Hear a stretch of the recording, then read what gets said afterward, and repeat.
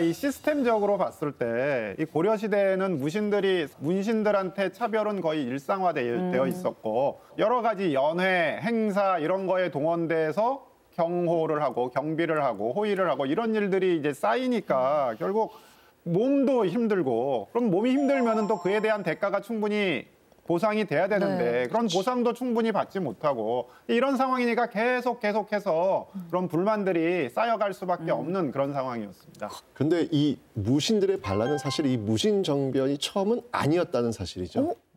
그 이전에도 이미 있었습니다. 네.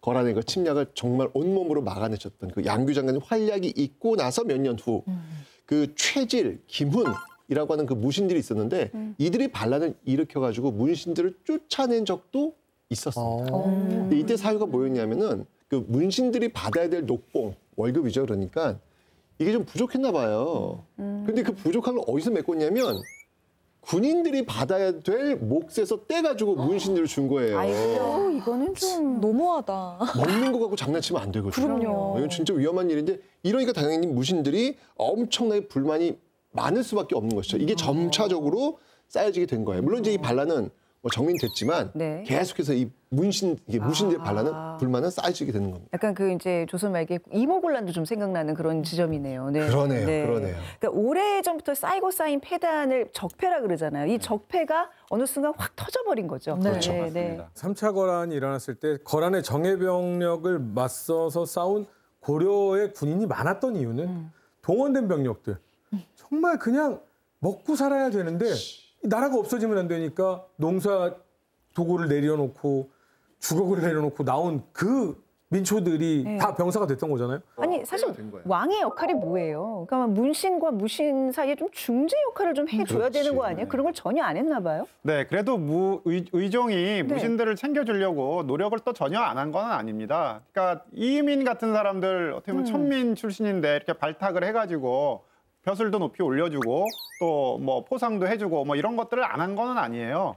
그런데 이제 문신들이 어떻게 보면 이 무신들을 차별하고 뭐 이런 것들을 어떻게 보면 방관한 거죠. 결국 그런 상황 속에서 무신들의 불평불만은 계속 이제 올라가서 결국 임계점에 다다른 것이 아닌가 이렇게 볼 수 있을 것 같습니다. 아까 우리 교수님께서 그 12.12 사태 이야기하셨잖아요. 12.12 쿠데타 같은 경우에는 전두환 소장, 즉 지휘관급에서 모의를 시작했다면 이 보현원 잔치 같은 경우에는 방금 봤듯이 그 하급 무사들, 이 하급 무사들이 중심이 되어서 시작되었다라는 그 차이점들이 좀 있겠습니다. 네, 영화 서울의 봄에서도 전두광이 투스타였잖아요. 실제로도 투스타였고. 근데 그 정도는 돼야지 좀 군대를 움직이고 그런 거 아닌가요? 지금 하급 무신들끼리 쿠데타 일으키고 싶어도 이거 충분한 힘이 없을 것 같아요. 그러니까 이게 구심점이 되는 상징적인 인물이 있어야 진짜? 그분이 우리와 함께 하신대? 라고 하면서 흔들리던 사람들이 한 번에 확 뭉칠 수가 있거든요. 근데 뭐 예를 들면 국방부 장관이라든지 합참의장이라든지 진짜? 그분이?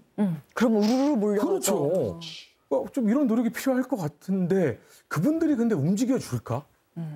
자, 여기서 세 번째 그날 D-4개월입니다. 이날도 이제 무신들이 또 연애를 좀 즐기고 있는 왕과 문신들 또 호위하고 있는 어떤 그런 날이었죠.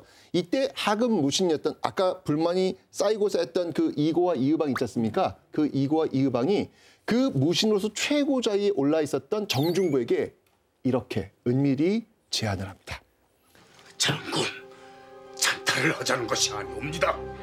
황제의 총명을 가리는 난신적자들을 죽이고 사직을 벌여잡자는 것입니다. 난신적자 몇 놈을 박살낸다 해서 이 나라가 바뀔 것이라고 믿는가? 짐승보다 못한 대접을 받고 사느니 차라리 사람답게 죽는 게 낫사옵니다. 장군, 결단을 내리시옵소서. 아니야.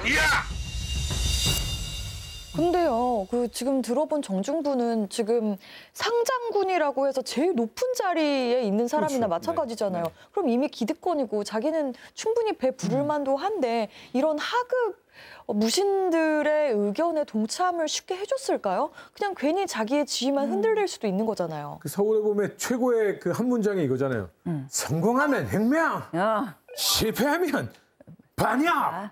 이건데 정중부는 어차피 지금 인생이 성공가도예요. 실패하면 목숨만 날아가는 거고 성공해도 여기서 올라갈 때가 거의 헤드룸이 없어요. 요만큼밖에 없는데. 이미 기득권인데. 무신정변의 또 다른 그 네임이 이름이 정중부의 난이잖아요. 그러니까 뭔가 정중부가 이 쿠데타를 일으킬 만한 동기가 있었다는 얘기예요? 뭔가 불만이 혹시 그 있었나요? 뭔가가 뭘까? 제가 아까 누구를 기억하라고 했습니까? 김동중. 김돈중. 네. 바로 이 정중부와 김돈중의 악연이 있습니다. 정변이 일어나기 약 26년 전. 섣달 금음날 행사로 궁궐에서 귀신을 쫓는 나래의식을 행하고 있었다.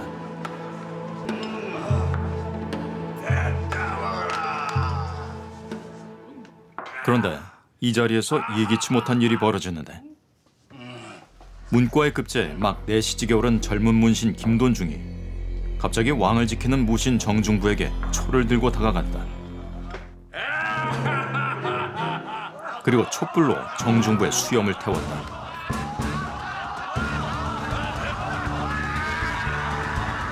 화가 난 정중부는 김돈중을 때리고 욕보이는데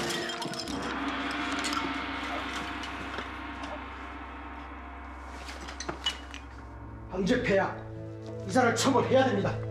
내 벌을 주기엔 아까우니 이 두 분이 서로 화합하는 게 어떻겠어? 아니 되옵니다, 폐하. 이자를 엄벌해 주시옵소서. 이 일은 훗날 정중부의 마음을 움직이는 단초가 됐다.